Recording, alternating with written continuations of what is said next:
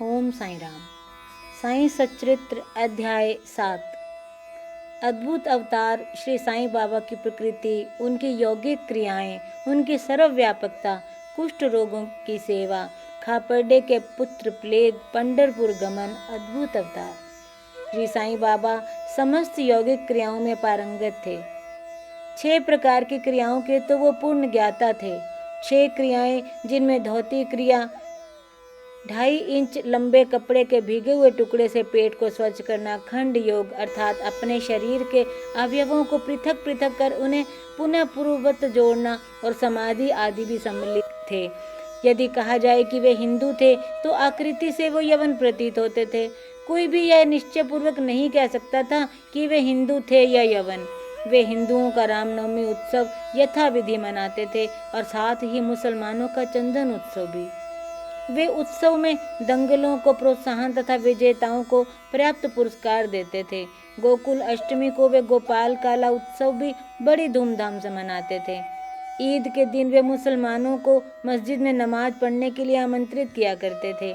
एक समय मुहर्रम के अवसर पर मुसलमानों ने मस्जिद में ताजिए बनाने तथा कुछ दिन वहां रहकर फिर जुलूस बनाकर गांवों से निकालने का कार्यक्रम रचा। श्री साईं बाबा ने केवल 4 दिन ताजियों को वहां रहने दिया और फिर बिना किसी राग द्वेष के 5वें दिन वहां से हटवा दिया। यदि कहें कि वे यवन थे तो उनके कान हिंदुओं की रीति के अनुसार छिदे हुए थे, और यदि कहें कि वे हिंदू थे तो वे सुनता कराने के पक्ष में थे। नाना साहेब चांदोरकर, जिन्होंने उनको बहुत समीप से देखा था, उन्होंने बतलाया कि उनकी सुन्नत नहीं हुई थी। साईं लीला पत्रिका श्री बीवी देव द्वारा लिखित शीर्षक बाबा यवन की हिंदू पृष्ठ 562 पर, यदि कोई उन्हें हिंदू घोषित करे तो वे सदा मस्जिद में निवास करते थे, और यदि यवन कहें तो वे सदा धूनी प्रज्वलित करके रखते थे तथा अन्य कर्म जो कि इस्लाम धर्म के विरुद्ध हैं, जैसे चक्की पीसना, शंख तथा घंटानाद, होम आदि कर्म करना, अन्नदान तथा धैर्य द्वारा पूजन आदि सदैव वहां चलते रहते थे। यदि कोई कहे कि वे यवन थे तो कुलीन ब्राह्मण और अग्निहोत्री भी अपने नियमों का उल्लंघन कर सदा उनको साष्टांग नमस्कार किया करते थे। जो उनके स्वदेश का पता लगाने गए वे अपना प्रश्न ही भूल गए और वे उनके दर्शन मात्र से मोहित हो गए। अस्तु इसका निर्णय कोई न कर सका कि यथार्थ में साईं बाबा हिंदू थे या यवन। इसमें आश्चर्य ही क्या है।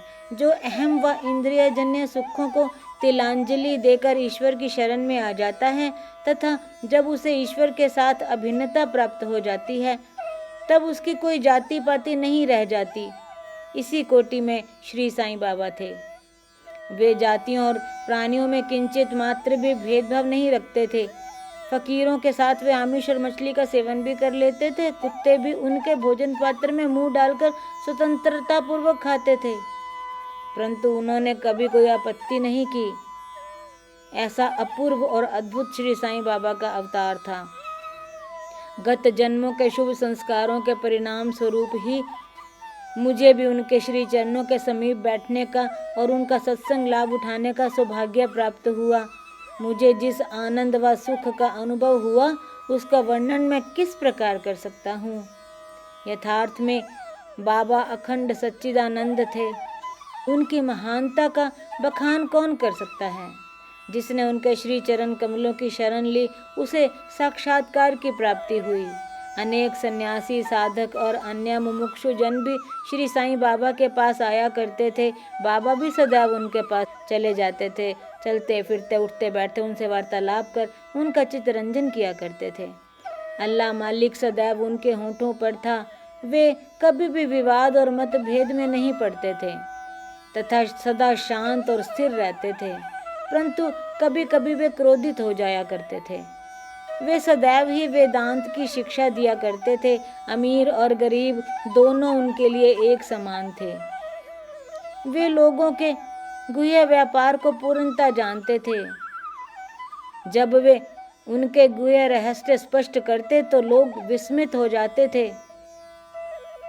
स्वयं ज्ञान अवतार होकर भी वे सदैव अज्ञानता का प्रदर्शन किया करते थे। उन्हें आदर सत्कार से सदैव अरुचि थी। इस प्रकार का श्री साईं बाबा का वैशिष्ट्य थे तो वे शरीरधारी, परंतु कर्मों से उनकी ईश्वरीयता स्पष्ट झलकती थी। शिरडी के सकल नर नारी उन्हें पर ब्रह्म ही मानते थे। बाबा की प्रकृति। मैं मूर्ख जो हूँ, श्री साईं बाबा की अद्भुत लीलाओं का वर्णन नहीं कर सकता। शिरडी के प्राय समस्त मंदिरों का उन्होंने जीर्णोद्धार किया। श्री तात्या पाटिल के द्वारा शनि, गणपति, शंकर, पार्वती, ग्राम्य देवता और हनुमान जी आदि के मंदिर ठीक करवाए। उनका दान भी विलक्षण था। दक्षिणा के रूप में जो भी धन एकत्रित हो जाता था, उसमें से वे किसी को 20 रुपये, किसी को 15 रुपये या किसी को 50 रुपये, इसी प्रकार प्रतिदिन स्वच्छंदता पूर्वक वितरण कर देते थे। प्राप्तिकर्ता उसे शुद्ध दान समझता था। बाबा की भी सदैव यही इच्छा रहती थी कि उसका उपयुक्त रीति से व्यय किया जाए। बाबा के दर्शन से भक्तों को अनेक प्रकार का लाभ पहुंचता था। अनेकों निष्कपट और स्वस्थ बन गए, दुष्ट आत्मा पुण्यात्मा में परिणत हो गए, अनेकों कुष्ठ रोग से मुक्त हो गए और अनेकों को मनोवांछित फल की प्राप्ति हो गई। बिना कोई रस या औषधि सेवन किए बहुत से अंधों को पुनः दृष्टि प्राप्त हो गई, पंगुओं की पंगुता नष्ट हो गई, कोई भी उनकी महानता का अंत न पा सका। उनकी कीर्ति दूर दूर तक फैलती गई और भिन्न भिन्न स्थानों से यात्रियों के झुंड शिरडी आने लगे। बाबा सदा धूनी के पास ही आसन जमाए रहते और वहीं विश्राम किया करते थे।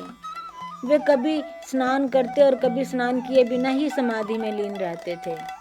वे सिर पर एक छोटी सी साफी, कमर में एक धोती और तन ढकने के लिए एक अंगरखा धारण करते थे। प्रारंभ से ही उनकी वेशभूषा इसी प्रकार थी। अपने जीवन काल के पूर्वार्ध में वे गांव में चिकित्सा कार्य भी किया करते थे। रोगियों का निदान कर उन्हें औषधि भी देते थे और उनके हाथ में अपरिमित यश था। इसी कारण से वे अल्पकाल में ही एक योग्य चिकित्सक विख्यात हो गए। यहाँ केवल एक ही घटना का उल्लेख किया जाता है जो बड़ी विचित्र सी है, विलक्षण नेत्र चिकित्सा। एक भक्त की आंखें बहुत लाल हो गई थी, उन पर सूजन भी आ गई थी। शिरडी सरीखे छोटे गांव में डॉक्टर कहाँ, तब भक्तगण ने रोगी को बाबा के समक्ष उपस्थित किया। इस प्रकार की पीड़ा में प्राय डॉक्टर लेप, मरहम, अंजन, गाय का दूध या कपूर युक्त औषधियों का प्रयोग में लाते हैं, पर बाबा की औषधि तो सर्वथा ही भिन्न थी। उन्होंने बिलावा पीसकर उसकी 2 गोलियां बनाई और रोगी के नेत्रों में एक एक गोली चिपकाकर कपड़े की पट्टी से आंखें बांध दी। दूसरे दिन पट्टी हटाकर नेत्रों के ऊपर जल के छींटे छोड़े गए। सूजन कम हो गई और नेत्र प्राय निरोग हो गए। नेत्र शरीर का एक अति सुकोमल अंग है, परंतु बाबा की औषधि से कोई हानि नहीं पहुंची, वरन नेत्रों की व्याधि दूर हो गई। इस प्रकार अनेक रोगी निरोग हो गए। यह घटना तो केवल उदाहरण स्वरूप ही यहाँ लिखी गई है। बाबा की यौगिक क्रियाएं। बाबा को समस्त यौगिक प्रयोग और क्रियाएं ज्ञात थी। उनमें से केवल 2 का ही उल्लेख यहाँ किया गया है। धोती क्रिया, आंतें स्वच्छ करने की क्रिया। प्रति तीसरे दिन बाबा मस्जिद से पर्याप्त दूरी पर एक वट वृक्ष के नीचे किया करते थे। एक अवसर पर लोगों ने देखा कि उन्होंने अपनी आंतों को उधर से बाहर निकालकर उन्हें चारों ओर से स्वच्छ किया और समीप के वृक्ष पर सूखने के लिए रख दिया। शिरडी में इस घटना की पुष्टि करने वाले लोग अभी भी जीवित हैं। उन्होंने इस सत्य की परीक्षा भी की थी। साधारण धोती क्रिया एक 3 इंच चौड़े व 22.5 फुट लंबे गीले कपड़े के टुकड़े से की जाती है। इस कपड़े को मुंह के द्वारा उदर में उतार लिया जाता है तथा इसे लगभग आधे घंटे तक रखे रहते हैं ताकि उसका पूरा प्रभाव हो जाए। तत्पश्चात उसे बाहर निकाल लेते हैं। पर बाबा की तो यह धोती क्रिया सर्वथा विचित्र और असाधारण ही थी। खंड योग। एक समय बाबा ने अपने शरीर के अवयव पृथक पृथक कर मस्जिद के भिन्न भिन्न स्थानों में बिखेर दिए। अकस्मात उसी दिन एक महाशय मस्जिद में पधारे और अंगों को इस प्रकार यहाँ वहाँ बिखरा देखकर बहुत ही भयभीत हुए। पहले उनकी इच्छा हुई कि लौटकर ग्राम अधिकारी के पास यह सूचना भिजवा देनी चाहिए कि किसी ने बाबा का खून कर उनके टुकड़े टुकड़े कर दिए हैं, परंतु सूचना देने वाला ही पहले पकड़ा जाता है, यह सोचकर वे मौन ही रहे। दूसरे दिन जब वे मस्जिद में गए तो बाबा को पूर्ववत हष्ट-पुष्ट और स्वस्थ देखकर उन्हें बड़ा विस्मय हुआ। उन्हें ऐसा लगा कि पिछले दिन जो दृश्य देखा था वह कहीं स्वप्न तो नहीं था। बाबा बाल्यकाल से ही यौगिक क्रियाएं किया करते थे और उन्हें जो अवस्था प्राप्त हो चुकी थी इसका सत्य ज्ञान किसी को भी नहीं था। चिकित्सा के नाम से उन्होंने कभी किसी से एक पैसा भी स्वीकार नहीं किया। अपने उत्तम लोकप्रिय गुणों के कारण उनकी कीर्ति दूर दूर तक फैल गई। उन्होंने अनेक निर्धनों और रोगियों को स्वास्थ्य प्रदान किया।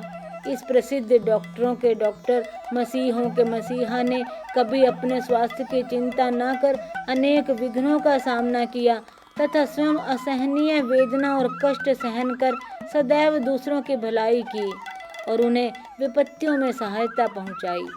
वे सदा पर कल्याणार्थ चिंतित रहते थे। एक ऐसी घटना नीचे लिखी जाती है जो उनकी सर्वव्यापकता तथा महान दयालुता की द्योतक है। बाबा की सर्वव्यापकता और दयालुता। सन 1910 में बाबा दिवाली के शुभ अवसर पर धूनी के समीप बैठे हुए अग्नि ताप रहे थे तथा साथ ही धूनी में लकड़ी भी डालते जा रहे थे। धूनी प्रचंडता से प्रज्वलित थी। कुछ समय पश्चात उन्होंने लकड़ियां डालने के बदले अपना हाथ धूनी में डाल दिया। हाथ बुरी तरह से झुलस गया। नौकर माधव तथा माधव देशपांडे बाबा को धूनी में हाथ डालते देखकर तुरंत दौड़कर उन्होंने बलपूर्वक बाबा को पीछे खींच लिया। माधवराव ने बाबा से कहा, अरे देवा, आपने ऐसा क्यों किया? बाबा सावधान होकर कहने लगे, यहाँ से कुछ दूरी पर एक लोहारिन जब भट्टी ढोंक रही थी उसी समय उसके पति ने उसे बुलाया। कमर में बंधे हुए शिशु का ध्यान छोड़कर वह शीघ्रता से वहां दौड़कर गई। अभाग्यवश शिशु फिसलकर भट्टी में गिर पड़ा। मैंने तुरंत भट्टी में हाथ डालकर शिशु के प्राण बचा लिए। मुझे अपना हाथ जल जाने का कोई दुख नहीं है, परंतु मुझे हर्ष है कि एक मासूम शिशु के प्राण बच गए। कुष्ठ रोगी की सेवा। माधवराव देशपांडे के द्वारा बाबा का हाथ जल जाने का समाचार पाकर श्री नाना साहेब चंदोरकर बम्बई के सुप्रसिद्ध डॉक्टर श्री परमानंद के साथ दवाइयाँ, लेप, लिंट तथा पट्टियाँ आदि साथ लेकर शीघ्रता से शिरडी को आए। उन्होंने बाबा से डॉक्टर परमानंद को हाथ की परीक्षा करने और जले हुए स्थान पर दवा लगाने की अनुमति मांगी। यह प्रार्थना अस्वीकृत हो गई। हाथ जल जाने के पश्चात एक कुष्ठ पीड़ित भक्त भागोजी शिंदे उनके हाथ पर सदैव पट्टी बांधते थे। उनका कार्य था प्रतिदिन जले हुए स्थान पर घी मलना और उसके ऊपर एक पत्ता रखकर पट्टियों से उसे पूर्ववत कसकर बांध देना। घाव शीघ्र भर जाए, इसके लिए नाना साहेब चंदोरकर ने पट्टी छोड़ने तथा डॉक्टर परमानंद से जांच व चिकित्सा कराने का बाबा से बार बार अनुरोध किया। यहाँ तक कि डॉक्टर परमानंद ने भी अनेक बार प्रार्थना की, परंतु बाबा ने यह कहते हुए टाल दिया कि केवल अल्लाह ही मेरा डॉक्टर है। उन्होंने हाथ की परीक्षा करवाना अस्वीकार कर दिया। डॉक्टर परमानंद की दवाइयाँ शिरडी के वायुमंडल में ना खुल सकी और ना ही उनका उपयोग हो सका। फिर भी डॉक्टर साहब को बाबा के दर्शन करने का अवसर मिल गया। कुछ दिनों के उपरांत जब घाव भर गया तब सब भक्त सुखी हो गए, परंतु यह किसी को भी ज्ञात ना हो सका कि पीड़ा अब शेष थी या नहीं। प्रतिदिन प्रातःकाल यही क्रम, घृत से हाथ का मर्दन और पुनः कसकर पट्टी बांधना, श्री साईं बाबा की समाधि पर्यंत यह कार्य इसी प्रकार चलता रहा। श्री साईं बाबा सदृश पूर्ण सिद्ध को यथार्थ में इस चिकित्सा की भी कोई आवश्यकता नहीं थी, परंतु भक्तों के प्रेमवश उन्होंने भागोजी की यह सेवा निर्विघ्न स्वीकार की। जब बाबा लेंडी बाग को जाते तो भागोजी शिंदे छाता लेकर उनके साथ हो जाते थे।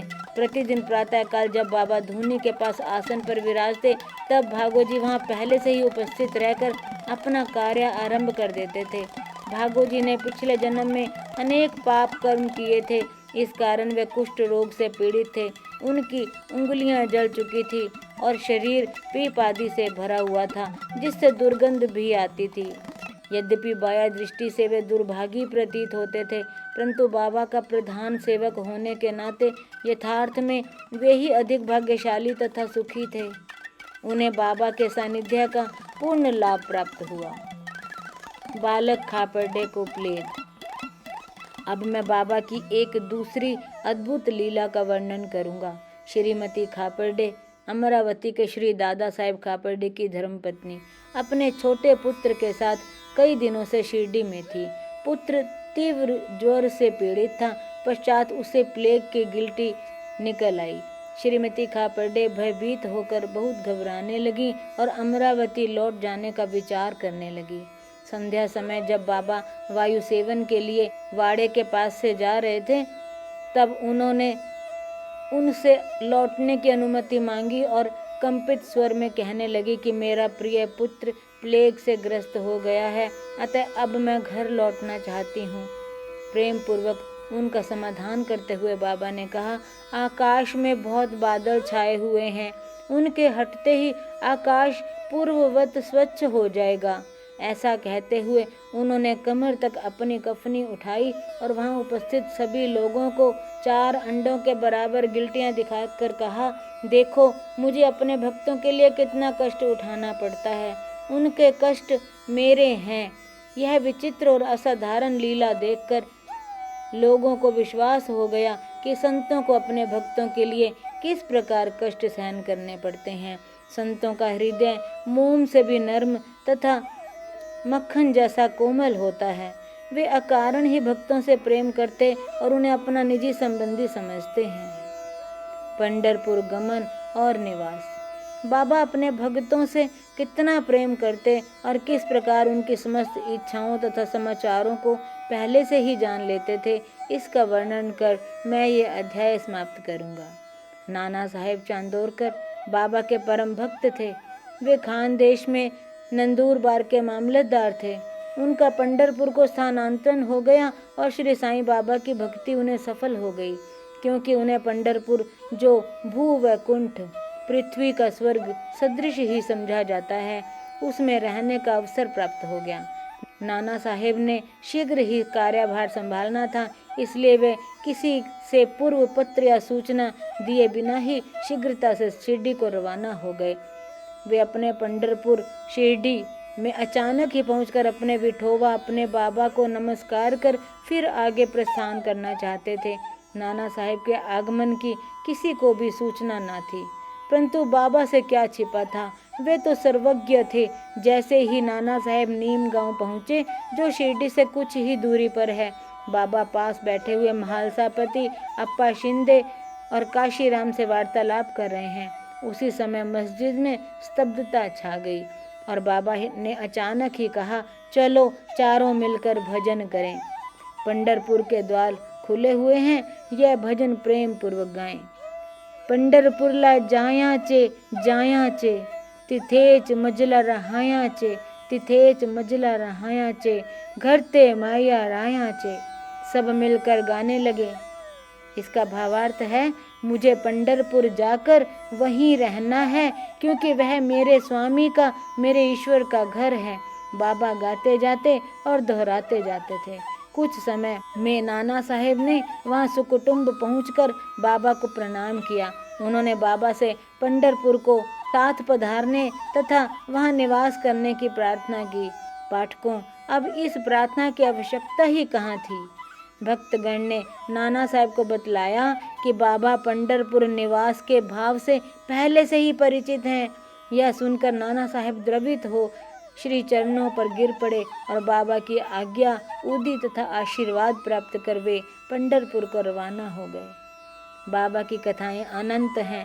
अन्य विषय जैसे मानव जन्म का महत्व, बाबा का भिक्षावृत्ति पर निर्वाह, बाईजाबाई की सेवा तथा अन्य कथाओं को अगले अध्याय के लिए शेष रखकर मुझे यहाँ विश्राम करना चाहिए। श्री सद्गुरु साईनाथ अर्पणमस्तु। शुभम भवतु। ओम साई राम।